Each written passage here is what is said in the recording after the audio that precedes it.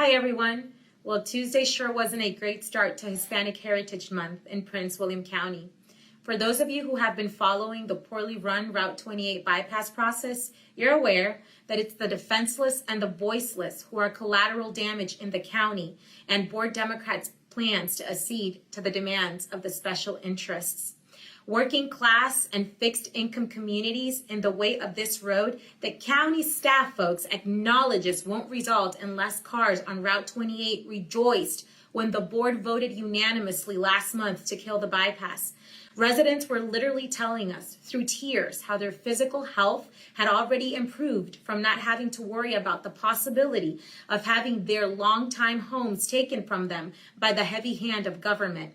But that's when, as my friend and colleague Pete Canlin pointed out, that's when the empire struck back.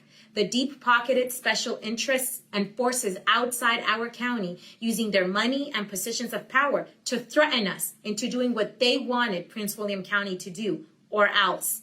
As we know, in the face of special interest pressure and party loyalty, all 5 Democrats flipped their votes last Tuesday, placing the future of these lower-income, mostly Hispanic county residents back into a state of limbo. In a move that would make the cowardly lion blush, the board Democrats reversed their vote before a single potential impacted resident was allowed to voice their opposition. Feeling sucker punched by their elected representatives, most of them left dejected before Chair Wheeler finally allowed for public comment time several hours after the meeting started, violating our own rules of procedure.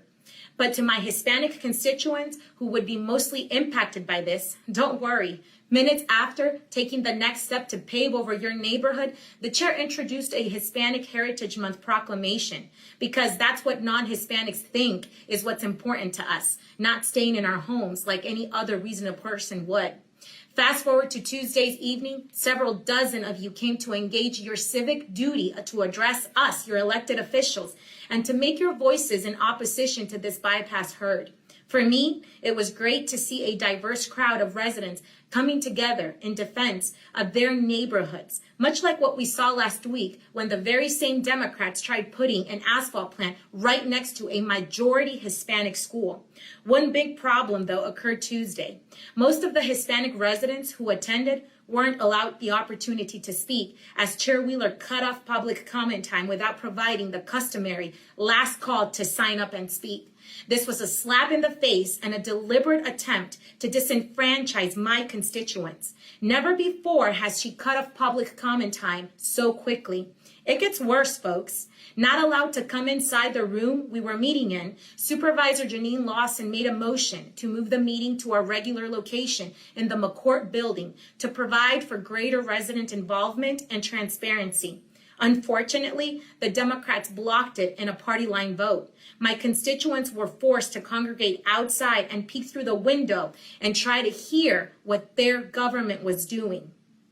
Folks, if the last 2 weeks have taught us anything, it's that elected county Democrats' claims to care about the environment and lower income, mostly Hispanic residents has turned out to be a sham. It's a tool they use to get elected. When faced with pressure from their party leaders or special interests, these supposed values are revealed to be transactional and mere talking points. If your local neighborhood school is 90% minority, as was the case with Mullen, Loch Lomond, and Yorkshire elementary schools, you can bet that they've proven that they don't care to put an environmentally harmful asphalt plant next to your home or a new road in an already environmentally compromised area.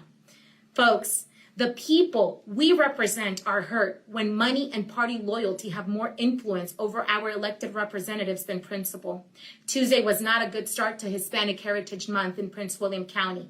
Hopefully, it can only get better from here.